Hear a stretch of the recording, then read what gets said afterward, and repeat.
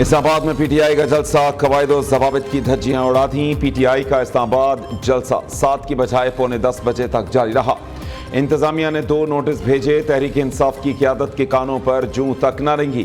Police کے روکنے پر P T I کارکن بپھر گئے۔ 26 نمبر چنگی میدان جنگ میں تبدیل۔ مظاہرین کا شدید پتھراؤ۔ S S P safe city Shoaib Khan سمیت متعدد اہلکار زخمی۔ پولیس کی جوابی کارروائی۔ مظاہرین پر لاٹھی چارج اور آنسو گیس کی شیلنگ۔ پی ٹی آئی کارکن منتشر۔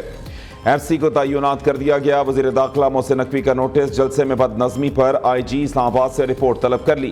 محسن نقوی کا زخمی ایس ایس پی سے ٹیلی فونک رابطہ۔ خیریت دریافت کی۔ زخمی اہلکاروں کو علاج معالجے کی بہترین سہولیات فراہم کرنے کی ہدایت۔ مشیر اطلاعات خیبر پختونخوا بیرسٹر سیف کی کارکنوں کی جانب سے پتھراؤ کی تردید۔ انتظامیہ کو وفاقی حکومت کی اعلی کار قرار دے دیا۔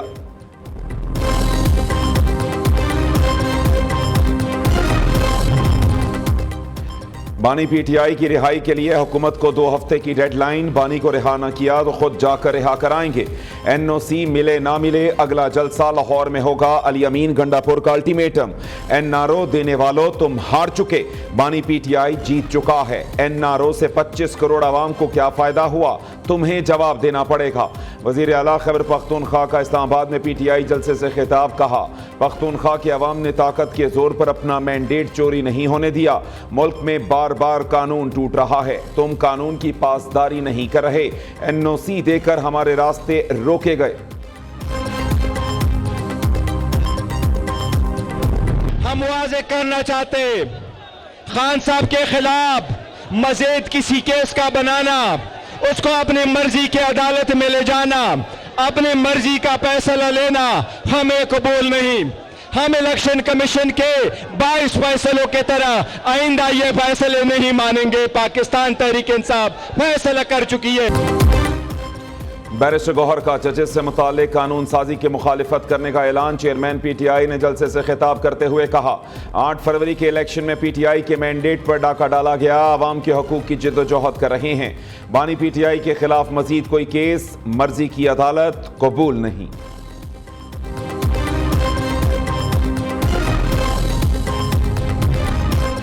عوام نے پی ٹی آئی کا جلسہ مسترد کر دیا۔ کھودا پہاڑ نکلا چوہا وہ بھی مرا ہوا، یہ پی ٹی آئی کی بہت بڑی ناکامی ہے۔ حقیقت بتانی چاہیے، اچھا ہوتا ڈرون فوٹیج چلائی جاتی۔ وزیر اطلاعات عطا تارڑ کا رد عمل۔ کہتے ہیں جلسے کی ناکامی چھپانے کے لیے کوئی اور فوٹیج چلائی جا رہی ہے۔ جو عوام کا سمندر نکلنا تھا وہ کہیں نظر نہیں آیا۔ احتساب تو ہر صورت ہو کر رہے گا۔ توشہ خانہ 190 ملین پاؤنڈ کا حساب دینا ہوگا۔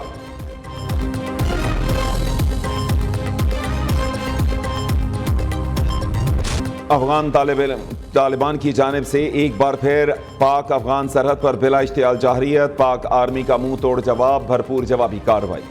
8 طالبان ہلاک، 16 زخمی کر دیے۔ مرنے والوں میں 2 اہم کمانڈرز خلیل اور جان محمد بھی شامل۔ افغان طالبان کی جانب سے پاکستان پر دہشت گرد حملوں میں سہولت کاری کسی سے ڈھکی چھپی نہیں۔ اب افغان طالبان کی بین الاقوامی سرحد پر جارحیت کھل کر سامنے آ رہی ہے۔ 7 ستمبر کی صبح افغان علاقے پلوسین سے پاکستانی چیک پوسٹوں پر فائرنگ کی گئی۔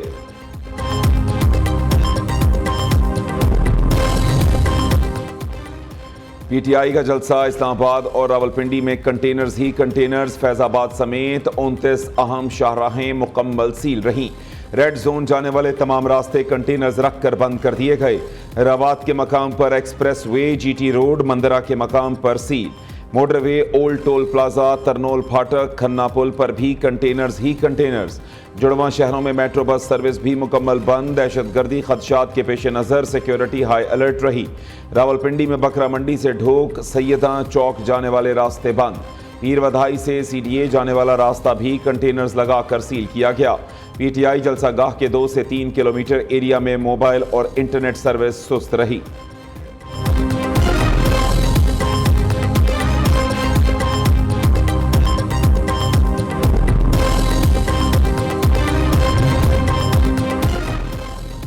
اسلام آباد میں پی ٹی آئی جلسے کے لیے خیبر پختونخوا کے سرکاری وسائل کا بے دریغ استعمال۔ ریسکیو 1122 کی درجنوں گاڑیاں ثوابی سے اسلام آباد گئیں۔ بند راستے کھولنے کے لیے کرینز، ایکسکیویٹرز، ڈیزاسٹر وہیکلز بھی شامل تھے۔ جلسہ گاہ میں خیبر پختونخوا کے تمام ٹی ایم اے ملازمین کی حاضری لی گئی۔ نون لیگ خیبر پختونخوا کے ترجمان اختیار ولی کا کہنا ہے آج صوبے کے ملازمین کو جلسہ گاہ پہنچنے کی سرکاری ہدایات ملی۔ ان کی بیک گراؤنڈ سے ڈر لگتا ہے کہ ان کو پاکستان میں حالات خراب کرنے کے لیے پلانٹ کیا گیا ہے، اور کل تو آپ نے دیکھ لیا، کسی بھی طرح سے حالات کو خراب کرنے کی اجازت نہیں دی جائے گی، کسی بھی طرح سے فتنہ فساد انتشار کرنے کی اجازت نہیں دی جائے گی۔ ان کا جلسہ کرنے پہ نہ کل اعتراض تھا نہ آج اعتراض ہے، لیکن ان کی فتنہ فساد کرنے پہ کل بھی اعتراض تھا، آج بھی اعتراض ہے۔ بانی پی ٹی آئی جلسے جلوسوں سے باہر نہیں آئیں گے، 9 مئی کرنے اور کرانے والوں کو حساب دینا ہوگا، ازما بخاری کا دعویٰ۔ وزیر اطلاعات پنجاب نے کہا کھوکھلی دھمکیاں اور گندی زبان وزیر اعلیٰ خیبر پختونخوا کا ٹریڈ مارک ہے، انہیں سیاسی جماعت کہہ کر بچانے والے سہولت کار کہلائیں گے۔ جلسے جلوس شاید خیبر پختونخوا کے لوگوں کے مقدر میں لکھ دیے گئے ہیں، عوام کی بدقسمتی ہے، انہیں علی امین گنڈا پور ملے۔ سینئر صوبائی وزیر مریم اورنگزیب نے کہا ریاست پر حملہ کرنے کے جرم کی کوئی معافی نہیں، جلسی کریں، روئیں، پیٹیں یا چیخیں، سزا تو ملے گی۔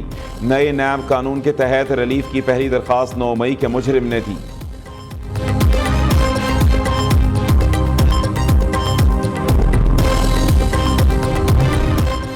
بانی پی ٹی آئی یہودیوں کا پروڈکٹ، اسرائیلی میڈیا سربراہ تحریک انصاف کے حق میں لکھ رہا ہے بانی پی ٹی آئی نے نوجوانوں کو گمراہ کرنے کی کوشش کی۔ وزیر دفاع خواجہ آصف کہتے ہیں بانی پی ٹی آئی نے لندن میں یہودیوں کی کیمپین کی، کبھی بھی کھل کر اسرائیلی مظالم کی مذمت نہیں کی، اس شخص نے ہمیشہ ملکی تشخص کو خراب کرنے کی کوشش کی۔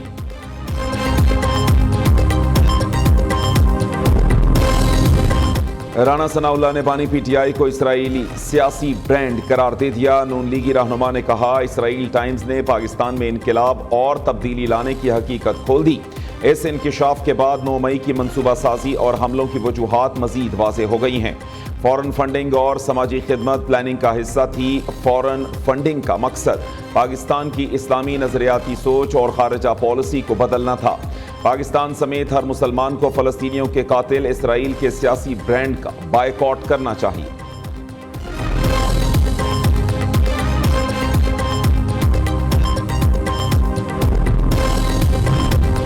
گورنر خیبر پختونخوا فیصل کریم کنڈی کا صوبائی کابینہ میں چھٹے مشیر کی تقرری کی منظوری دینے سے انکار۔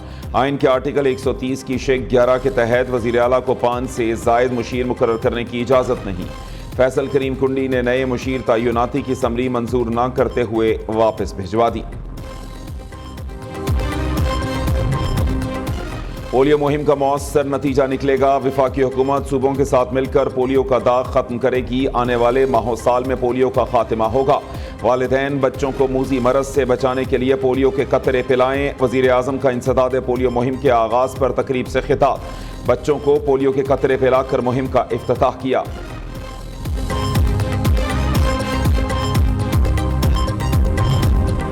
وزیر اعلیٰ پنجاب کا ڈیرہ غازی خان سے لاہور واپسی پر شہریوں کو سرپرائز، چائے کے ڈھابے پر گاڑی روک لی، چارپائی پر بیٹھ کر چائے پی، شہریوں سے گھل مل گئیں۔ شہریوں نے بجلی بلز میں 14 روپے یونٹ کمی پر شکریہ ادا کیا۔ وزیر اعلیٰ نے کہا کہ وزیر اعظم اور میں آپ کو مزید ریلیف دینے کے لیے کوشاں ہیں، نواز شریف کو آپ کے بلز کی بہت فکر ہے۔ شہریوں کی مریم نواز کے ساتھ سیلفیاں، ویڈیوز بھی بنائیں۔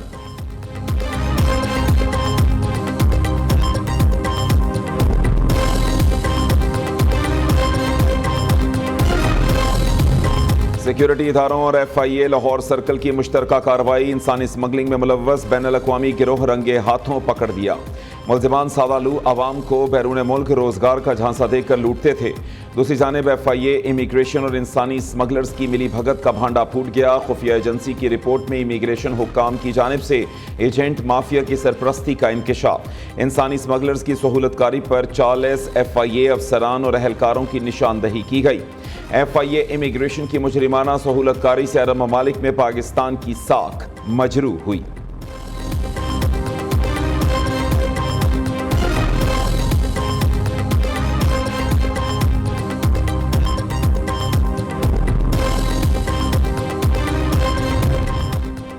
हुकूमत के पास मुआहदे पर अमल दरामद के लिए 15 दिन रह गए। हुक्मरानों ने वादा पूरा ना किया तो इस्लामाबाद में फिर धरना देंगे। अमीर जमात इस्लामी हाफिज नईमुर रहमान की मीडिया से गुफ्तगू। वजारत दाखिला के अहकामात पर PTI ने फायर वॉल एक्टिवेट कर दी। मोबाइल डेटा पर सोशल मीडिया एप्स, व्हाट्सएप पर वीडियोस, वॉइस नोट्स की डाउनलोडिंग बंद। फायर वॉल के जरिए इंटरनेट सर्विस को भी डाउन कर दिया गया। लकी मरवत के इलाके मंगतरा में नामालूम मोटरसाइकिल सवारों की फायरिंग। सब इंस्पेक्टर मुताबिर खान शहीद, भतीजा जख्मी हो गया। ड्यूटी से वापस जाते हुए निशाना बनाया गया। मुताबिर खान थाना गंबेला में बतौर तफ्तीशी अफसर तैनात थे। पुलिस ने तहकीकात का आगाज कर दिया। कराची में सदर टांगा स्टैंड के करीब मुबैना पुलिस मुकाबला। डाकू जख्मी हालत में गिरफ्तार। उधर पीराबाद पुलिस ने कत्ल के मुकदमे में मफरूर मुलजिम को गिरफ्तार कर लिया।